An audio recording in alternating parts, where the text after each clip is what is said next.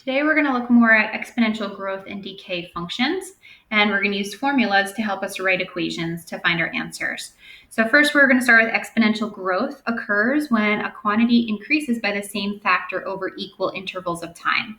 So here, this is the exponential growth formula that we're going to be using. Y equals A times the quantity of 1 plus R to the power of T.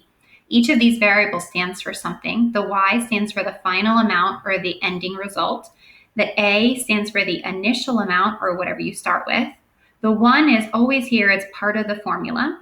Then we're adding the R, which is our rate of growth. In the problem, it normally gives it as a percent, but when we plug it into our formula here, we want to change it to a decimal. So remember, to change a percent to a decimal, you move the decimal place 2 times to the left, or you just divide the number by 100 because every percent is out of 100%.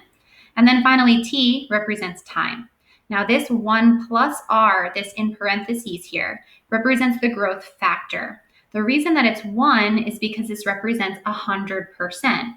And since we're growing, we're adding that percent rate of growth to 100% because it's 100% of what you had, and then we're increasing it by that rate of growth percent. Let's look at an example. The inaugural attendance of an annual music festival is 150,000. The attendance Y increases by 8% each year. Write an exponential growth function that represents the attendance after T years. So let's just start with part A. Notice here that it tells us we're keeping T as T. So in the problem, they told us the initial amount is 150,000. That's going to go in for the A. The 1 is always part of the formula. It's plus because we're growing. It's increasing. And then the 8% is the growth factor, and we want to change that to a decimal as 0.08. And this is raised to the T power. Again, I don't know T, so I'm going to keep it as a variable.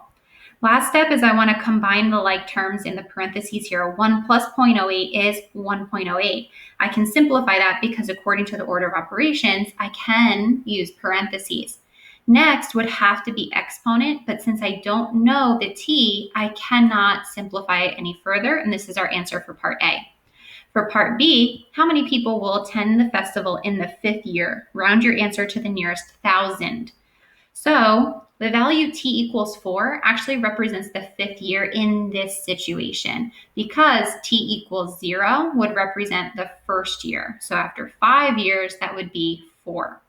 Let's plug 4 in for the T, and it would be 150,000 times 1.08 to the 4th power. You can just put this right into your calculator exactly like this, find out what it equals.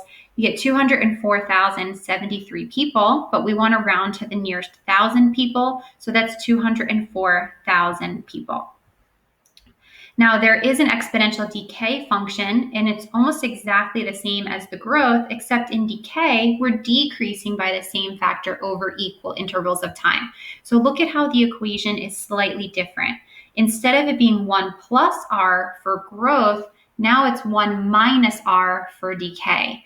Because we're losing an amount, we're taking that rate of decay away from 100%. So it's always going to be 1 minus R in the parentheses. We still have the A as the initial value. We still have the T as the time. So just be careful. If it's growing, you use plus, and if it's decaying, you use minus.